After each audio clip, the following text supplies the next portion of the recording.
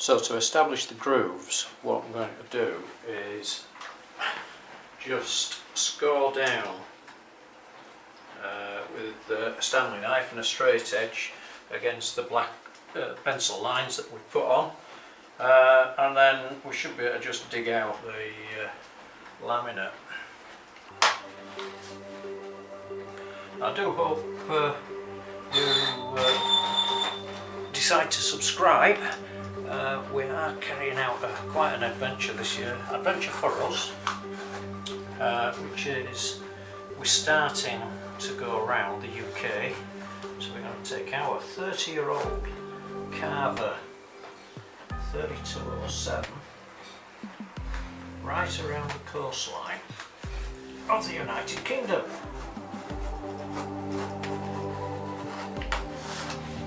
We won't be the first people to go around the United Kingdom.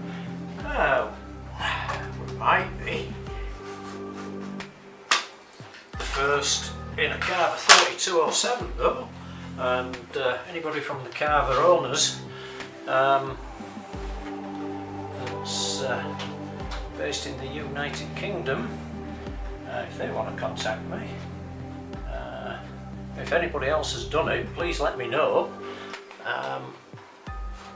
And we can compare notes.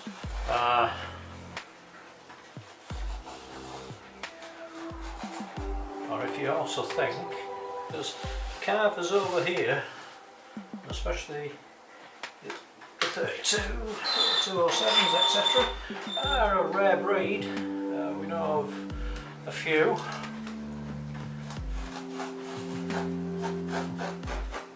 From the late 80s, early 90s, but there's not that many.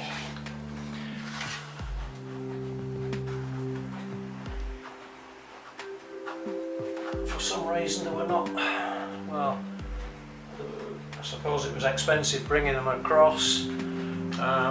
Ours was converted from petrol, gas to diesel, using Volvo power at some point in its very early life, because it was done from new.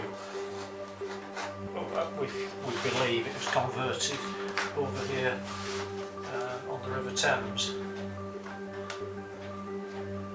Now, as part of our tour, we will be in London on the Thames from May the 20th, I believe it is. We booked in to a marina for a couple of weeks, so we can spend a bit of time on the Thames. So there we are.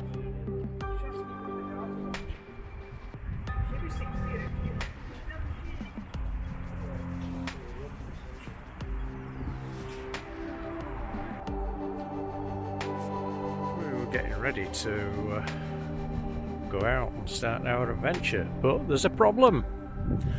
They're doing the repairs on the lock gates, so we're actually stuck in dock for the next 8 weeks whilst they take these gates out down here. As you can see, with all the safety fencing in place.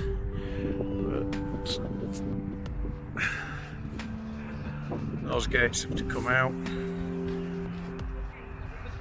Those barriers have to be put in place so they can do some repairs to the lock gates. We've got some heavy equipment in all ready for them to start.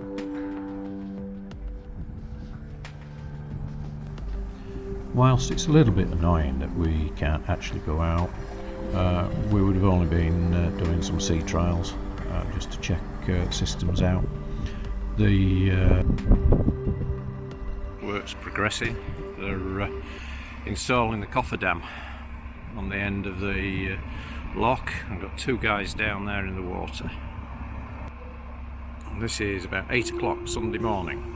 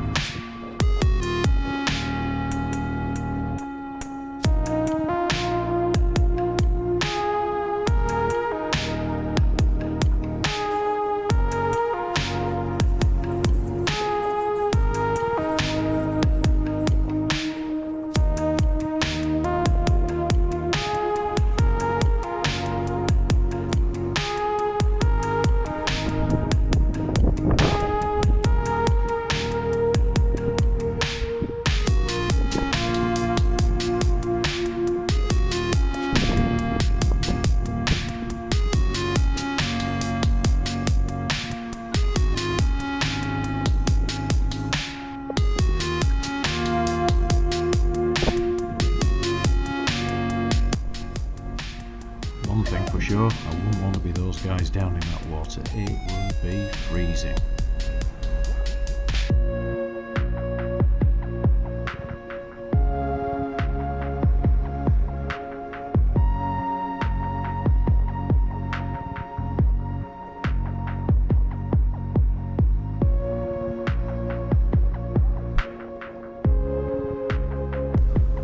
So that's enough of that for now. Let's get back to a little bit of work on the boat. Right, we're in another compartment. This is the bow thruster. So that's the bow thruster tube. That's the actual bow thruster itself. We've detected a bit of water where there shouldn't be again. Now this is all sweaty, not quite sure, which that's probably because it's all cold water. So we're just giving it an inspection just to make sure that we've got no issues with the bow thruster or anything. So I'm going to give that a wipe down and dry off, and then we'll see what happens when we just power it on. We seem to get water in when we start running the bow thruster itself. So I'm just wondering if... Could you not start the engines? Show me what to do with bow thruster and you watch? Yes, that's what I will do. I see, smart. So we're back together. Couldn't really find anything wrong with the bow thruster. I think it's just a collection of condensation and probably some splashes and spray coming through, finding its way out of the chain locker. So nothing to worry about there.